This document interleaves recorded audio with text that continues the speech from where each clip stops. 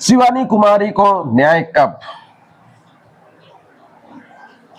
नमस्कार दोस्तों, जय हिंद, जोहार और जय जिसु।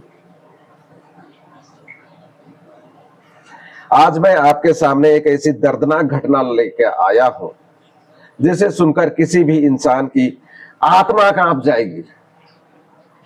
प्रेम नगर की रहने वाली मासूम बेटी शिवानी कुमारी आज हमारे बीच नहीं है, लेकिन उसकी मौत का जिम्मेदार कौन है? हमारा लाचार हेल्थ सिस्टम या सीएससी चैनपुर के डॉक्टर्स, नर्स और अस्पताल प्रबंधन? चैनपुर सीएससी अस्पताल इस सुदूर ग्रामीण इलाकों के लिए एकमात्र आपातकालीन इलाज का सहारा है, लेकिन सदियों से यहां ऐसी बदहाली क्यों है? स्वास्थ्य विभाग इसमें सुधार क्यों नहीं करता? क्या यह अस्पताल मानव जाति की सेवा के लिए है या फिर सिर्फ कुछ लोगों का पेट भरने का जरिया बन चुका है?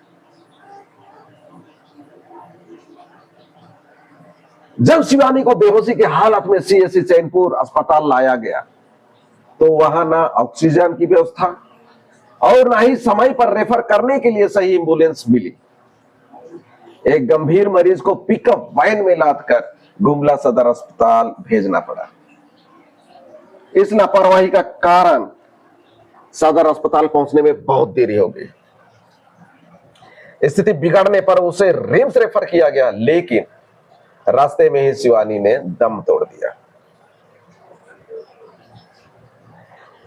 अगर चैनपुर सीएससी अस्पताल में समय पर ऑक्सीजन और एम्बुलेंस मिल जाती तो आज वह मासूम बेटी शिवानी कुमारी हमारे बीच जिंदा होती। ग्रामीण भाइयों और बहनों, आज हमें यह जानना होगा, जो हमसे छीनी जा रही है, सरकारी नियमों के मुताबिक एक सीएससी अस्पताल में क्या सुविधाएं मिलनी चाहिए, यह हमें जाननी बहुत जरूरी है।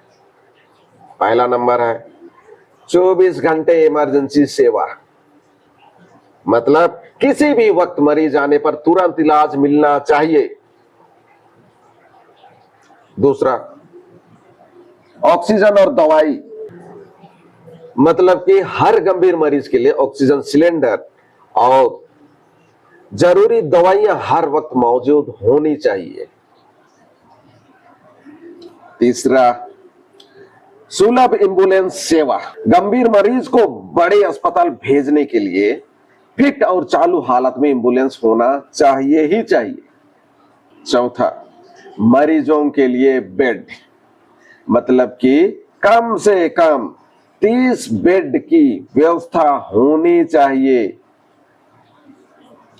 पांचवा, जांच की सुविधा और डिलीवरी के लिए लेबर रूम, एक्सरे और खून पेशाब जांच की सुविधा। अब बात करते हैं स्टाफ की। सरकारी नियम कहता है कि एक सीएससी अस्पताल को चलाने के लिए कम से कम स्पेशलिस्ट डॉक्टर, जिसमें से एक सर्जन, एक फिजिशियन, एक महिला रोग विशेषज्ञ और एक बाल रोग विशेषज्ञ, मतलब कम से कम 4 तरह के डॉक्टर होने चाहिए।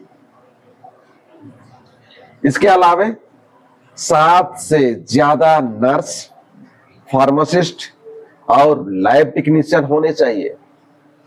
लेकिन चैनपुर सीएससी अस्पताल में इनमें से कितने लोग ड्यूटी पर रहते हैं, यह एक जांच का विषय है। चैनपुर के ग्रामीणों, अब सबसे बड़ा सवाल कि इस बदहाली की जवाबदेही किसकी है?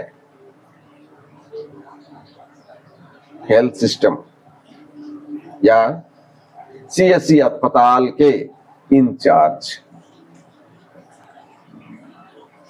इसके लिए 3 मुख्य जिम्मेदार होते हैं। पहला में आता है सीएससी इंचार्ज,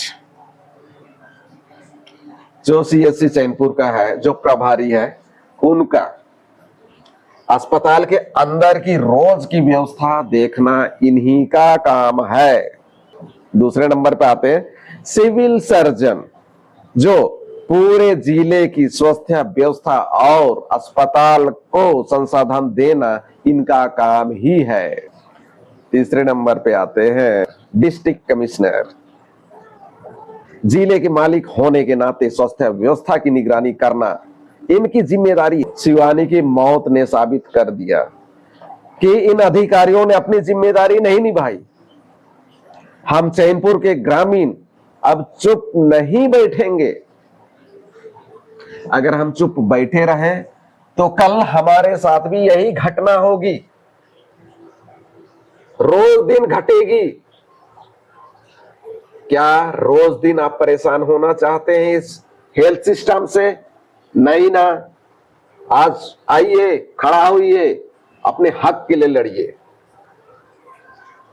हम प्रशासन से मांग करते हैं कि इस पूरे मामले की उच्च स्तरीय जांच हो और दोषियों को सख्त कार्रवाई की जाए।